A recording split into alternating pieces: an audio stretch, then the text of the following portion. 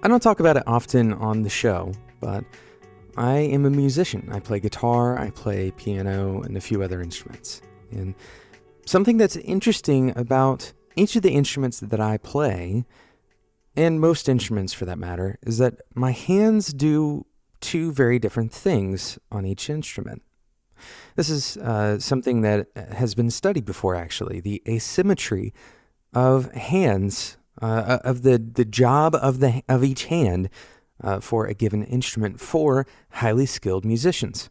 For example, on the guitar, the left hand is pressing on the frets while the right hand is somehow plucking the strings or strumming the strings.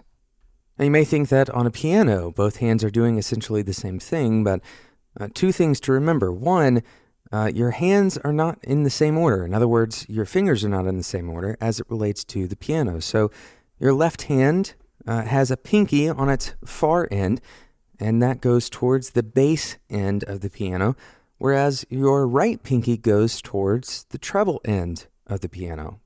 Furthermore, typically speaking, when you play piano, the left hand is going to be playing kind of the underlying bass notes, while your right hand generally is going to be playing some kind of melody. And this isn't all that surprising, and this is true for most people. Unless you are truly ambidextrous, you probably have a dominant hand. You probably have a hand that you do more articulate tasks with than the other. But this idea of asymmetry isn't limited to your writing hand, whether you write left-handed or right-handed. And it's also not limited to your hands. We have asymmetries across our entire behavioral spectrum, especially as developers. That's what we're going to talk about in today's episode. My name is Jonathan Cottrell, and you're listening to Developer Tea. And my goal on this show is to help driven developers connect to their career purpose and do better work so they can have a positive influence on people around them. And if you think about your best work, the work that you are most proud of, or the most impactful work that you've done, maybe the work that the most people have seen, however you define that best metric, which is going to be an individual metric for most people, it is very likely that some parts of that work you felt entirely in your element doing. You were particularly skilled with some language or some kind of pattern. And then other parts of that work you may be less skilled in, and perhaps even uncomfortable with other parts of the work. And this asymmetry is visible within a project, but it's also visible across our skill spectrum. And sometimes it's in ways that we wouldn't necessarily expect. As an example, I've watched many great developers go through the interviewing process. And these developers, I would trust them to learn and actually execute in almost any environment. And yet, sometimes these developers fail in technical interviews. I've also watched developers that I really respect quite a lot have blind spots in places that even I don't have blind spots. Of course, all of us have blind spots, so it shouldn't come as a surprise that even the most talented developers don't know everything. And in fact, there are some topics where they're extremely inadequate. And in this way, we present asymmetries in the things that we know and the things that we don't know. We present asymmetries in the ways that we work and the ways that we interact with people. And in fact, we even present asymmetries within our belief systems, within our values, what we often call double standards, where we apply some kind of thinking to one person and a totally different kind of thinking to another person without much rationale. So it's not that surprising that there are topics that some people that we would expect to know a lot about that topic, they actually know very little, and they're even okay with this idea. A great example of this, I recently listened to an episode of Shop Talk's show, and they had Elliot Condon on. And Elliot is the primary author, the creator of a plugin for WordPress called Advanced Custom Fields. Now, whether you use advanced custom fields or not, a very large number of people who develop WordPress websites do use advanced custom fields. But that's a bit of an understatement. So if we were to look at Elliot's portfolio of knowledge, if we were to look at what he understands about web development, we would think, maybe intuitively, that Elliot knows all of the best development tools to use, that he's well-versed in everything about PHP or everything about, local development with WordPress. And on the show, he admits that this isn't really where he spends his time. This isn't really where he has a deep a well of knowledge. And so the perception of Elliot, perhaps from someone like me who has used advanced custom fields, I've seen how important it is to WordPress, I would expect Elliot to know a vast amount of knowledge, more than I know, and certainly he does about some topics. But that asymmetry of knowledge was something that even Elliot is fully aware of, and something that shows up very often with developers. Now again, this isn't really all that surprising. We can't study every subject. We can't have symmetrical knowledge of all of the things that we encounter. That would be inefficient at best, and perhaps even impossible to maintain that level of knowledge and balance across all of these subjects. So it's not really surprising that we don't have symmetry. What is surprising is that we expect symmetry. We're going to talk about why this is right after we talk about today's sponsor, DigitalOcean. If you haven't heard about DigitalOcean's offer to Developer T listeners, then the first thing I want to let you know is that DigitalOcean's giving you $100 worth of free credit. This is an excellent offer, $100 worth of free credit on their services. DigitalOcean is the easiest cloud platform to run and scale applications. From effortless administration tools to robust compute, storage, and networking services, DigitalOcean provides an all-in-one cloud platform to help developers and their teams save time when running and scaling their applications. DigitalOcean has predictable and affordable pricing. This is a different pricing model than you may be used to. Instead of not knowing what your bill is going to be until it hits your inbox, DigitalOcean has a predictable pricing structure. You can always know what your business is going to pay per month with industry-leading price and performance ratios and a flat pricing structure across all global data center regions. Go and check it out. Head over to do.co/TEA. That's do as in DigitalOcean.co/TEA.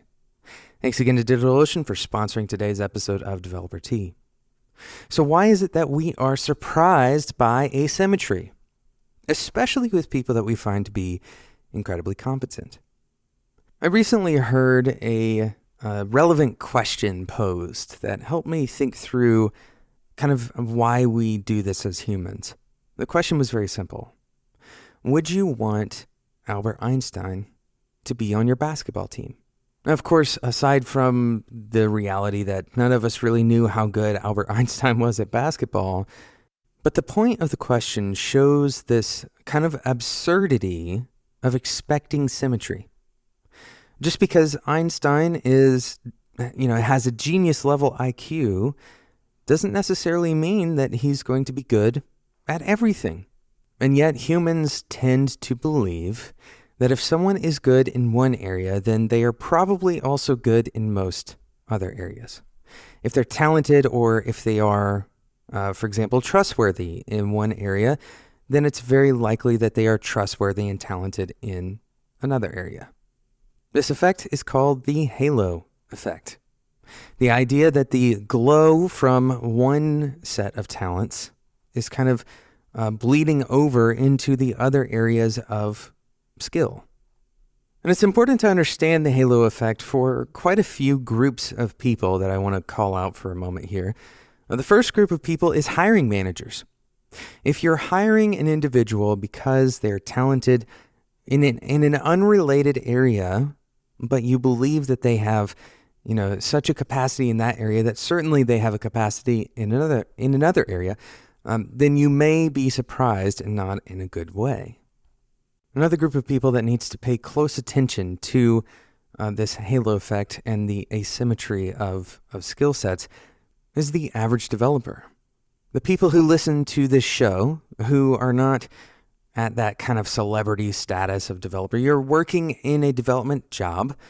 Maybe you are a junior developer. Maybe you're just starting out, or maybe you're even a senior developer. And you look up to other giants in this industry. People who produce content, they create products that you use, or they work at companies that you idolize. And it's easy to believe as a developer when we're looking at these giants in the industry, it's easy to believe that they know everything that we know, but also a lot more. That they have all of the same skills that we have, times 10, and then some other skills. As is very common with most of the episodes on this show, we're going to find out that we're wrong. We're going to find out that a lot of the people who are in these positions, they have the same types of insecurities or frustrations or lack of knowledge or lack of skill, feeling that they have kind of an endless climb to understand all of the stuff as every other developer. And this is kind of a difficult problem because it's a very human experience. This goes beyond a simple fear of missing out, and it goes to a much deeper sense of identity and trying to understand, how can I grasp an endless stream of information? How could I ever grow to be as good or as competent or as skilled as these developers that I idolize? The truth is, we often simply don't see the asymmetry. We fill in the blank using things like the halo effect, and that amplifies our own asymmetries. It makes us feel inadequate very often as developers. And I want to encourage you that everyone deals with asymmetry. And it's not even a problem. This is something that you're not going to solve. You're not going to fill in all the blanks. You're not going to be able to grasp all of the content, all of the new techniques, all of the new languages, all of the new frameworks. You won't ever be able to understand it all. You won't ever be able to master it all. So a skill that I think is incredibly important for developers is the skill of acceptance. Accepting the reality of asymmetry. Accepting the fact that even the people that you idolize, the people that you look up to, even the best of the best, there is still so much for them to learn. And we're all kind of in this learning process together. One of the things that makes you a great developer in light of this kind of impossible to overcome level of asymmetry, something that makes you a great developer is not how much you know, right? It's not just how much knowledge you have stored away in your brain. Beyond that, it's how do you deal with what you don't know? How do you deal with uncertainty? And how do you deal with encountering a problem that you don't know how to fix and that nobody on Google knows how to fix? How do you deal with those things? And it starts with acceptance. It starts with recognizing that that will happen, that you will run into moments where you feel completely inadequate because of your asymmetry. Being willing to accept the reality that you don't know. Being able to say that you don't know. And not lose confidence as a result of that, but instead to use that as fuel to learn more, to experience more, to find those areas of asymmetry and find other people with different types of asymmetry that you can collaborate with. That is what makes a great developer. Thank you so much for listening to today's episode of Developer Tea. I hope it was both encouraging and enlightening. Thank you again to today's awesome sponsor, DigitalOcean. DigitalOcean is offering you $100 worth of credit on their services. Head over to do.co/TEA to get started today. Thank you so much for listening, If you haven't yet subscribed in whatever podcasting app you use, before this episode ends, I encourage you, open up the podcasting app and click subscribe. If you have thoughts on today's episode, I would love to hear them. You can always send me an email directly at developertea@gmail.com, and I do check every single one of those. Thank you again for listening, and until next time, enjoy your tea.